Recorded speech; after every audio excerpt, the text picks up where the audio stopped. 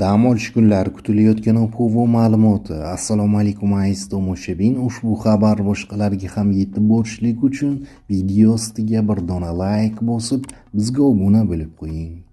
Shanba kuni Qoraqalpog'iston Respublikasi shimolida va ertalab Farg'ona vodiysi viloyatlarida ba'zi joylarda yomg'ir yog'adi, havo harorati ko'tariladi va kun o'rtasiga kelib havo 10-15 daraja iliqqacha isiydi.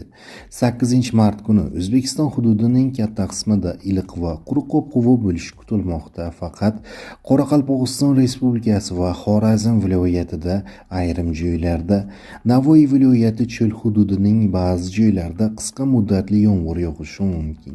Havo harorati 15-20 daraja iliq atrofida bo'ladi.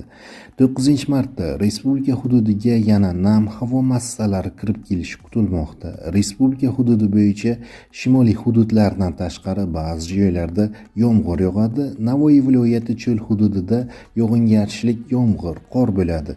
Ayrim joylarda shamol tezligi 15-20 metr/sekundgacha kuchayishi mumkin. Poytaxtimizda 8-martda yog'ingarchilik kutilmaydi. Harorat kechasi 6-8 daraja iliq, kunduzi esa 18-20 daraja iliq bo'ladi. 9-martda kunning ikkinchi yarmida yomg'ir yog'adi. Harorat kechasi 8-10 daraja iliq, kunduzi esa 14-16 daraja iliq bo'ladi. Shamol sharqdan birozdan o'rtacha tezlikgacha esadi.